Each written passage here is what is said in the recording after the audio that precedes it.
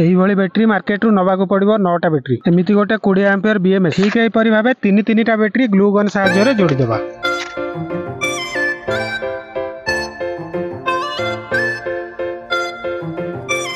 आ से तीनटा जाक बैटरी रो ब्लैक तार को गोटे साइड रेड कलर तार को गोटे साइड रे जोड़ी देबा।